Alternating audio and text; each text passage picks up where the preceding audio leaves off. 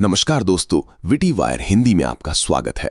जब देव विश्वकर्मा देवी संज्ञा को शनि के प्रति उनके कठोर व्यवहार के लिए टोकते हैं तो देवी संज्ञा कहती हैं, शनि छाया के पाप का प्रतीक है, उसके लिए सूर्यलोक में कोई स्थान नहीं है, शनि को यहां से जाना होगा।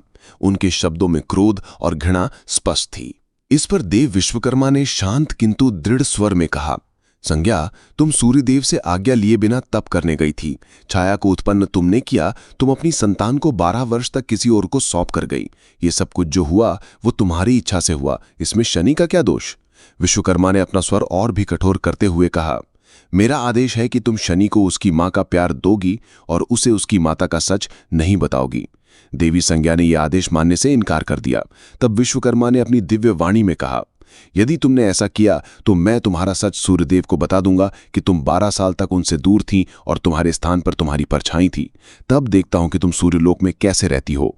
इसलिए तुम्हें मेरा आदेश मानना होगा, वरना याद रहे, विश्वकर्मा भवन सूर्यलोक से अधिक दूर नहीं है।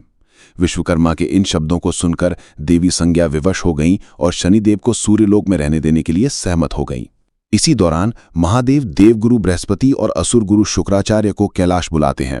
उन्होंने कहा, पृथ्वी पर सृष्टि के सर्जन को आगे बढ़ाना है, इसलिए देव और असुर पृथ्वी पर अपना अपना प्रतिनिधि चुने, पर जो प्रतिनिधि हार जाएगा उसे देवलोक छोड़कर सदा सदा के लिए पृथ्वीलोक पर जाना होगा। महादेव के इस निर्णय को सुनकर सभी लोगों में हलचल मच गई।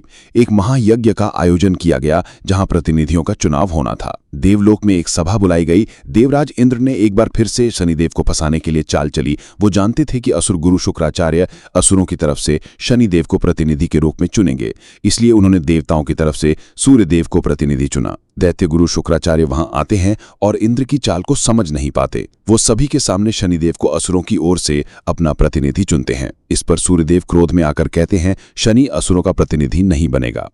तब दैत्य गुरु शुक्राचार्य कहते हैं कि यही बात मैं शनिदेव के मुख से सुनना चाहता हूं। तब शनिदेव को उस सभा में अपना मत देने के लिए बुलाया जाता है।